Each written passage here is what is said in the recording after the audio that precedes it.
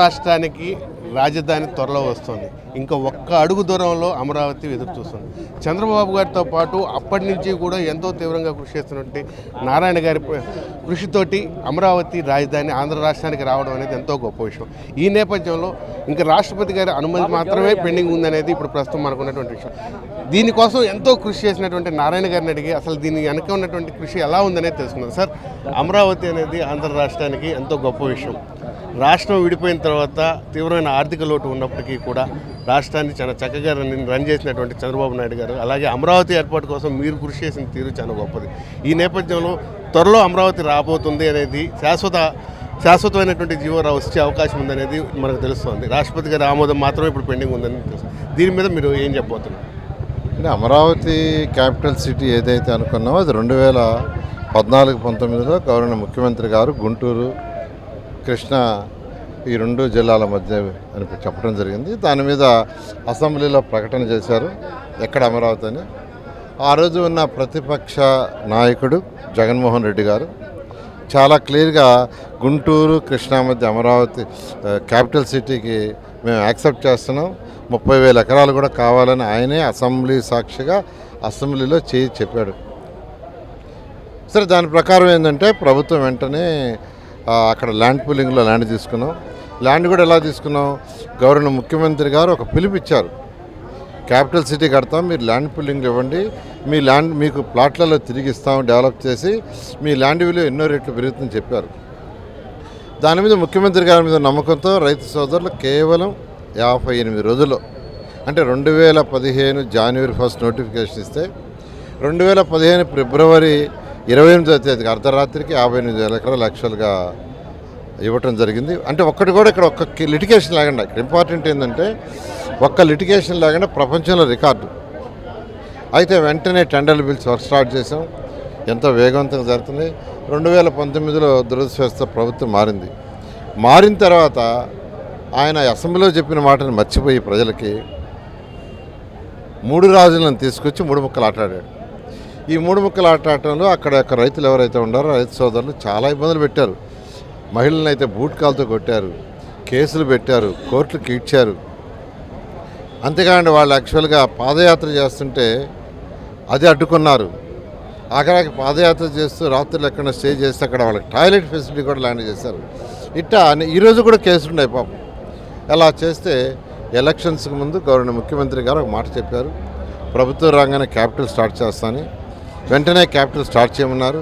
దాన్ని ఎంతో వేగవంతంగా జరుగుతుంది. ఈరోజు 350 కిలోమీటర్ల ట్రంక్ రోడ్స్, 1500 కిలోమీటర్ల layouts roads, iconic towers 5, assembly 250 మీటర్ల హైట్ ఉండే అసెంబ్లీ, 7 అంతస్తుల హైకోర్టు, 4026 అధికార భవనాలు, గవర్నర్ భవనాలు అన్నీ జరుగుతున్నాయి.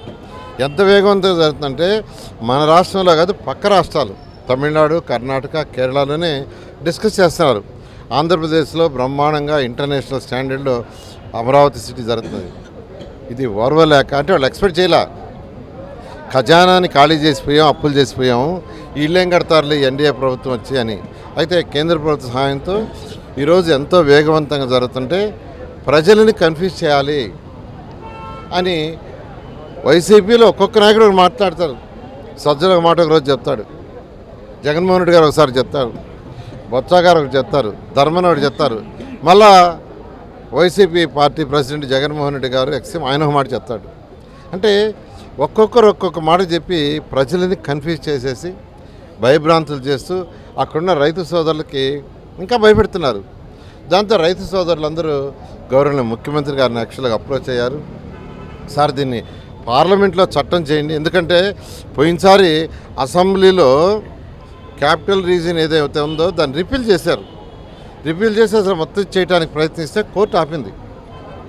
అందువల్ల పార్లమెంట్లో చేస్తే బహుశా ఫ్యూచర్లో 30-40 ఏళ్ళకి ఎవరు ఉంటారో వాళ్ళు ఏదన్నా పిచ్చి తొక్కులు చేస్తారో అని వాళ్ళందరూ రిక్వెస్ట్ చేస్తే గవర్నర్ ముఖ్యమంత్రి గారు కేంద్రాన్ని సంప్రదించారు, ప్రైమ్ మినిస్టర్ మాట్లాడారు, వాళ్ళు ఇన్ ప్రిన్సిపల్ ఒప్పుకున్నారు. అయితే అసెంబ్లీలో దాన్ని రిజర్వేషన్ చేసి పంపించమన్నారు. మన అసెంబ్లీలో తీర్మానం చేసి కేంద్రానికి పంపించాం. అది వీలైనంతరికి పార్లమెంట్లో బిల్లు అయ్యేదానికి గవర్నర్ ముఖ్యమంత్రి గారు కేంద్రంతో మాట్లాడి చేస్తున్నారు. సార్, ఇప్పుడు అమరావతి అనేది తొలి దశ పూర్తి స్థాయిలో ఎప్పుడు అందుబాటులోకి వస్తుంది ప్రజలందరికీ కూడా? అంటే అక్కడ ఎమ్మెల్యేల బిల్డింగ్స్ అయిపోయినాయి కంప్లీట్గా, అపార్ట్మెంట్స్.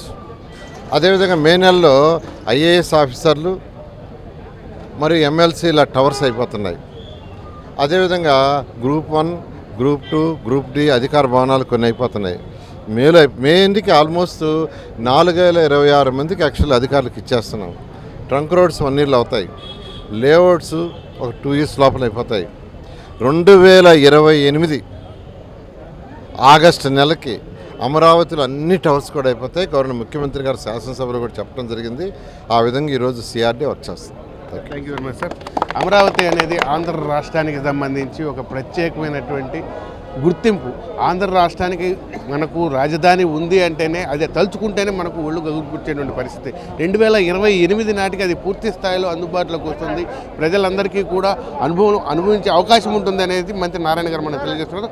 కెమెరామెన్ కరీముల్లాతో కోనార్క, N3 నెల్లూరు. స్వాగతం సుస్వాగతం. పేదల సేవలో మన ముఖ్యమంత్రి, పేదల సేవలో ముఖ్యమంత్రి కార్యక్రమానికి ఉదయగిరి నియోజకవర్గం వింజమూరుకు విచ్చేయుచున్న ఆంధ్రప్రదేశ్ ముఖ్యమంత్రి గౌరవనీయులు శ్రీ నారా చంద్రబాబు నాయుడు గారికి స్వాగతం సుస్వాగతం. మామిళ్లపల్లి ఓంకార్, నెల్లూరు పార్లమెంట్ తెలుగుదేశం పార్టీ ఉపాధ్యక్షులు.